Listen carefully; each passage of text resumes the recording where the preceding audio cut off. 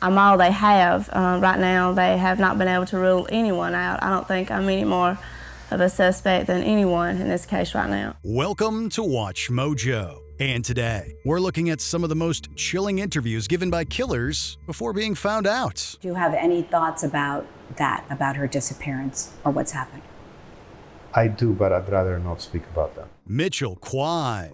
When Lindsay Quy went missing in 1998, the town of Southport was rocked. For the first year and a half following her disappearance, her husband Mitchell perfectly played the role of a dismayed partner. He gave multiple interviews where he would oftentimes insist upon his innocence. Yeah, it gives me motive, and I can understand being a suspect, but I'm not going to stand here and protest my innocence with anyone because I don't need to. Over time, his demeanor warped from concerned to smug. In one sit-down conversation with the camera crew, he not only remarked that those who suspected him would apologize to him one day, he also told them that they would have to just wait and see if he was guilty. If he thinks that I've killed his daughter, I wouldn't sit in the same room as the guy. But one day he'll be on my doorstep apologizing. It wasn't until her body was found in 2000 that the ruse came crashing down, and he confessed. He was sentenced to life behind bars, where he still remains today. Did you kill Lindsay? Wait and find out. Just wait and find out. Diane Downs. When she first arrived at Mackenzie Willamette Hospital in 1983 with her children, she was seen as one of the victims of a horrific crime. Diane Downs claimed that she and her children had been shot by a carjacker, leading to the death of her daughter, Cheryl, and the other two being critically injured. The police didn't fully buy her story, but that didn't stop her from doubling down on it. When this man shot my daughter, my first reaction was to snap back to my childhood, to the pain that had happened to me. She gave a series of interviews where she playfully reenacted that fateful night, described the crime in cold detail, and even added new claims. Detectives couldn't help but notice Diane's seemingly carefree attitude. That just hit my cat! Her repeated insistence upon her innocence reeked of overcompensation. She was arrested in early 1984, and her fate was sealed when her surviving daughter confirmed her mother had shot them. She doesn't remember anything. There are many times she said, "Mommy, what happened to your arm? What happened to me? What happened?" Chase Merritt. After a murder, everyone is a suspect, even those closest to the victim. For 3 years, their fate baffled investigators. That's how Chase Merritt, close friend and business partner to Joseph McStay, found himself being accused of slaying the family in 2013. He gave interviews where he claimed to be the only one that fully complied with the investigation. He revealed that he was the last person to see McStay and how he regretted not picking up his friend's final phone call. But you were the last person he saw. I'm definitely the last person he saw. He even mentioned that the killings had to be random and that no one who knew the family would want to hurt them. In November of 2014, his veneer of innocence was destroyed when his DNA was found in McStay's car. He was arrested and was convicted in 2019. We, the jury, find the defendant guilty of the offense of murder in the first degree. Tyler Tessier. When beloved teacher Laura Wallen suddenly went missing in 2017, no one seemed more devastated than her boyfriend. During a filmed press conference, Tyler Tessier tearfully begged for her to come home and for anyone who might have her to release her. If somebody has her, please understand that you've taken away a huge person in so many people's lives. His emotions seemed so real that to the untrained eye, one would have no idea of his potential involvement. Little did he know that he was a suspect and that the appearance had been planned to confirm that. No, we're all trying to do everything we can to find her, and I just pray that she's safe. Police later used Tessier's frequent trips to Damascus, Maryland as grounds to get a search warrant. They found Wallen's body shortly afterward. Tessier was arrested, and while a motive wasn't determined, it was revealed that her disappearance had occurred shortly after learning about his infidelity. Richard Satchwell. A foundation made of lies is always bound to crumble eventually. From the moment Tina Satchwell went missing in 2017, her husband Richard insisted upon his own innocence and that she was actually still alive. As the investigation continued, Satchwell moved from print interviews to on-screen ones, where he wept and begged her to return. Come home. There's nobody mad at you. My arms are open. He also insisted that she'd been seen and talked to by a witness, making it appear that she'd simply left. Why do you think, Richard, that people think that you might be involved? Well, I suppose it's the first thing that comes into people's minds. Oh, it has to be the husband. Little did interviewers know that when they had questioned him in his home, they had been standing near her the entire time. After his brief arrest in 2023, the residence had been searched and her body was found encased in concrete. He was swiftly rearrested and was convicted in 2025. We are thankful that this investigation has provided answers. Craig Peyer. Days after Christmas in 1986, the body of Kara Knott was found in a ditch just off Interstate 15 in California. A day later, police officer Craig Peyer gave an interview on a local news station to warn other motorists, women in particular. Anything could happen. He advised them to stay in their cars and not trust strangers offering to help.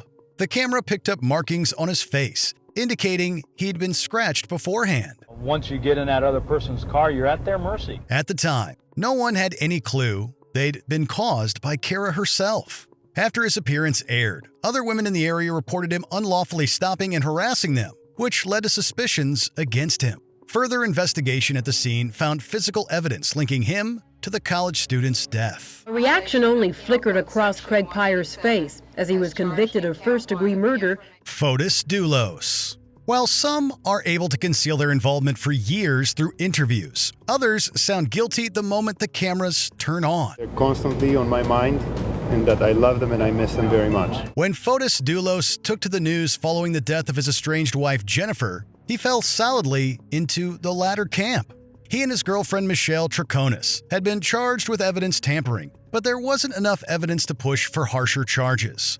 Dulos used the TV spot to proclaim his innocence and chide those who'd already assumed his guilt, urging them to wait for details and for the truth to be revealed. People automatically say, oh yeah, people say the spouse did it. Mm-hmm. I know, but I know what I've done and I know what I haven't done. Well, the truth did come out, but those calling Dulos a killer had seemingly been right the whole time. In early 2020, he was arrested and charged with murder. But it's my understanding that Mr. Dulos was just arrested and charged with the crime of murder, as to his wife. Leticia Stauch. In January of 2020, members of the Colorado Springs community were shocked to learn about Gannon Stauch's disappearance. Various members of his family came forward to plead for his safe return, including his stepmother Leticia, who had been the last one to see him. She granted KKTV News an interview, where she faced away from the camera the entire time. I can't wait till you can come home and let everyone know that you're okay. As if that wasn't odd enough, she also victimized herself and referred to Gannon in the past tense, despite the fact that his death hadn't been confirmed at that point. And then I really hope I get a sincere apology from everyone who has made all those things, especially from my husband. In the background, a rental van could be seen. The same one believed to have transported his body. 2 months later, Stauch was charged with his murder and later sentenced to life in prison. And now the woman who reported him missing is charged with his murder. Scott Peterson. Lacey Peterson and her husband Scott made national headlines when the latter reported the former's disappearance in 2002. The following year, her remains were discovered and he was arrested. Before then, he'd taken to the airwaves to plead his innocence on national television. Did you murder your wife? No, I did not. And I had absolutely nothing to do with her disappearance. He made 2 appearances on Good Morning America, where he not only revealed his affair, but denounced every claim made about him thus far. Did your wife find out about it? I told my wife. When? In early December. Everything from the life insurance policy he'd taken out on her to the blood in his vehicle had a convenient explanation, seemingly proving his innocence. Any excuse he made evaporated upon the uncovering of her body. He was later tried and convicted, resulting in a death sentence that was commuted to a lifetime one in 2021. She would have been the best mom. Scott Peterson did not speak. He wore a red gel jumpsuit and a mask and did not show any visible emotion. Susan Smith. For just over a week, she created a media storm that nearly fooled the country. In October of 1994, Susan Smith took to the police following a tragedy. A man having kidnapped her sons while stealing her car. They please bring them home to us where they belong. She weaponized the perpetrator's race as well, adding an extra layer of racism to her misdeeds. She gave several news interviews where she doubled down on her lies by begging for both of her sons' safe return and insisting she had nothing to do with it. They were screaming, hollering, crying, and I'm just scared that he just lost his patience or something. In early November, however, her innocent ruse came crashing down. She admitted to not only fabricating the story, but to letting her children drown. After less than 3 hours on the stand, she was found guilty and given 2 life sentences. Susan Smith has been arrested and will be charged with 2 counts of murder. Chris Watts. This harrowing case is reminiscent of the 2014 film Gone Girl, except this time the husband actually did it. Last time I talked to her was this morning. She said she's going to take the kids to a friend's house, and she asked where she was going to be. On August 13, 2018, a pregnant woman named Shannon Watts and her 2 daughters, Bella and Celeste, were reported missing from their Frederick, Colorado home. By the next day, while an extensive investigation into their disappearance was ongoing, Shannon's husband, Chris Watts, granted an interview to a local news station. Somebody has her and they're not safe. Like, I want them back now. Like, that's what's in my head. Like, if they're safe right now, they're going to come back. Watts pleaded for the safe return of his wife and daughters, only to be arrested the very next day for their murders. The oil field worker eventually confessed to the crimes, apparently motivated by a desire to start a new life with his mistress. There's a reason you feel sick to your stomach. And when people hold stuff inside, it makes you physically ill. And I can just tell on your face, I could tell from the second you walked in that you were wanting to just come clean and just be done with this. He was handed 5 life sentences without parole. Darren Vickers. Every time you turned on the television, Vickers would be there. In May 1997, Jamie Lavis, a schoolboy from Openshaw, Greater Manchester, vanished without a trace. Over the next few days, a man named Darren Vickers befriended Lavis's parents, Karen and John, claiming to be a bus driver who was the last to see the boy before he went missing. Vickers wormed his way into the Lavis' lives, appearing on TV as their unofficial spokesperson and participating in searches for the lost child. By saying he got the backing of the Lavis family, by telling the members of the public via the media that why are the police picking on me because I am the man leading the searches, I am the pillar of strength behind this family. At some point, he even moved into their house and slept in their bed. It was soon revealed that it was Vickers who had kidnapped the boy and taken his life. 2 years later, after Lavis's body was finally discovered, Vickers received a life sentence for the murder. What he did to that family, the way that he destroyed that family from within, there's no other word I can find to describe him except evil. Ian Huntley. Best friends Holly Wells and Jessica Chapman left a family barbecue at Wells's house in Sawham, Cambridgeshire in August 2002 and were never seen alive again. For 2 weeks, police and locals desperately scoured the area. It was every parent's worst nightmare. There was a sense of real fear and dread in the village. People were starting to get more and more desperate as to what might have happened to these 2 little girls. Both young girls lost their lives after being lured into the house of Ian Huntley, who lived in the local community. For about 2 weeks, Wells and Chapman were thought to be missing, with hundreds of police officers working full-time to find them. And you may, as it turned out, have been the last person to actually chat to them before they vanished. Yeah, that's what it seems like. During this period, Huntley appeared on multiple TV networks, granting interviews in which he appeared to speak for the community. Huntley's strange behavior in some of these interviews soon raised suspicions that eventually led to his arrest. It's very frustrating knowing that we have people that way inclined amongst us and us not knowing who they are.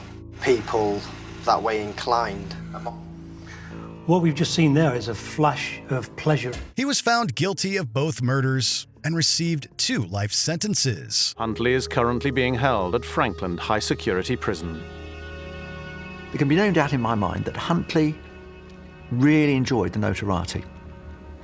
He liked being a focus of attention, and he loved being interviewed. Deborah Kinsey. But I called him as soon as I found her in the kitchen, and I couldn't get any response out of her. In October 2015, Deborah Kinsey of Oakland Park, Florida, called 911 to report the discovery of her neighbor's dead body. 64-year-old Charlotte Nicholas had died on her own kitchen floor, reportedly of multiple stab wounds. The following day, Kinsey appeared in a teary interview with a news reporter in which she described the tragic scene she had discovered and her supposedly close relationship with the victim.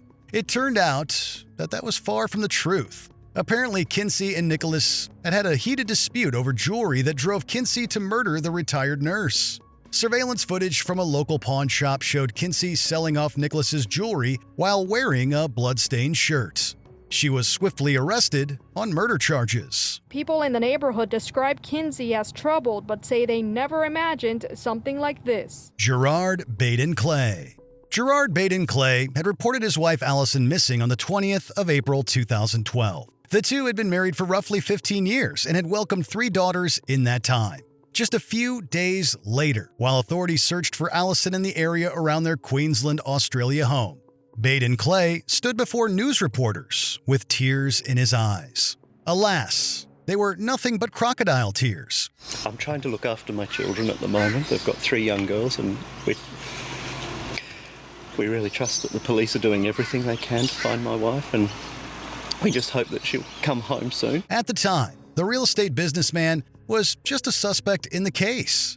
But when Allison's body was discovered in a creek 10 days after her disappearance, it quickly became clear that her husband was the culprit. After a 2-month investigation, on the 13th of June 2012, police arrested 41-year-old Gerard Robert Baden-Clay and charged him with the murder of his 43-year-old wife, Allison. Apparently, Baden-Clay was having an affair and hoped to cash in on his wife's sizable life insurance policy. It's a supreme arrogance and feeling that he could just pull the wool over everybody's eyes and they'd buy it. Neil and Margaret Archer. In 2015, 20-year-old mother of 1, Jody Myers, disappeared from her hometown of Munham, South Australia. Afterwards, her fiancé Neil Archer and his mother Margaret gave multiple TV interviews in which they appealed for Myers to return home. We miss her. We want her to come home. Margaret and Neil know the nation is watching, wiping away the tears, playing the part well. But these emotional performances were just that, performances. This is getting really bad. In reality, Archer had already murdered Myers and buried her under a concrete slab in his parents' backyard. His mother had helped him cover it up. The two were caught after surveillance cameras showed that they'd used Myers' ATM card to withdraw money for the cement used to bury her. It's the lowest act. They couldn't even use their own money to go and do what they needed to do. Archer also confessed to his younger brother, who eventually turned him into the police. Stephen McDaniel. Are you okay, sir? I think I need to sit down. Back in 2011, Lauren Giddings was a recent graduate of Mercer Law School who was preparing for the bar exam. Sadly, before she could achieve her dreams of becoming a lawyer, her neighbor and former classmate, Stephen McDaniel, broke into her apartment and murdered her. After Giddings was reported missing, McDaniel granted an interview to the local news station WGXA, putting on the act of a concerned neighbor and friend. No one has seen her since Saturday. I haven't seen anything. I mean, I've always heard noise outside, but it's just people walking by pretty much. Things took a bizarre turn halfway into the interview when McDaniel learnt that some of Giddings' remains had been discovered. Parking lot area, I know they've been doing a lot of, I think that's where they have recovered the body or whatever they recovered from there. Body? Had you seen anything there? This strange interview, coupled with incriminating evidence found on his computer, were all police needed to bring him in for questioning. McDaniel eventually pleaded guilty and was sentenced to life. Christy Abrahams. It's an image that could bring almost anyone to tears. The mother of a missing child stands before a bevy of reporters but can't stop crying long enough to speak. In this case, that mother was Christy Abrahams, whose daughter Keisha had supposedly disappeared from the Sydney, Australia home they shared with Abrahams' partner Robert Smith. Do you understand? Can they please contact the police? But the case turned out to be far more deceptive than what was portrayed. Abrahams had repeatedly behaved violently towards her daughter, culminating in one incident that tragically took the girl's life. Together with Smith, she burnt and disposed of Keisha's remains before falsely reporting her missing. Probably one of the saddest cases I've ever worked on. It was a very, very hard investigation. Abrahams and Smith were eventually convicted and handed varying prison sentences. Responsibilities of parents is to look after your kids and give them a chance. Matthew Haverly. When the body of a woman was found in a creek in Wyalusing Township, Pennsylvania, it didn't take long for reporters to turn up in the area, interviewing local residents. I'm like, what the hell's going on? And now I realize that's what they were actually doing. I had no clue. One such person was Matthew Haverly, who initially expressed shock at the strange occurrence. It's sad to say that that's someone's either daughter, mother, whatever, both, child. Then, Haverly began offering theories as to what could have happened to the woman and even talked about how concerning the situation would be for his mother. I'm guessing like my mother, she would be concerned. And probably a lot of the other neighbors would be concerned. Bizarrely, the body found was that of Haverly's mother, Patricia, who had been murdered by Haverly himself just hours earlier. The same day the interview was given, Haverly was arrested by police. After claiming to have backed out during the incidents, Haverly pleaded no contest to involuntary manslaughter. Before we continue, be sure to subscribe to our channel and ring the bell to get notified about our latest videos. You have the option to be notified for occasional videos or all of them. If you're on your phone, make sure you go into your settings and switch on notifications. Stuart Hazell. In August of 2012, Tia Sharp was reported missing from her granddaughter's home in New Addington, South London. Stuart Hazell played the part of the loving grandfather, and he has just carried out the ultimate betrayal. At the time, Sharp's grandmother, Christine Bicknell, lived in the house with her then-boyfriend, Stuart Hazell, who soon became a person of interest in her disappearance. Well, if they believe what they read in the papers, they can do whatever they like, because I know deep down in my heart that Tia walked out of my house. She walked out of there, and I know damn well because she was seen walking down the pathway. I know she made that track down to that way. What happened after that is I don't know. On August 9th, Hazell appeared in an interview that ITV News had conducted with Sharp's family and denied any involvement in her disappearance. The very next day, however, Sharp's body was discovered in her grandmother's house, and Hazell was eventually arrested for her murder. When we went back on that Friday morning, immediately the officers went into the house.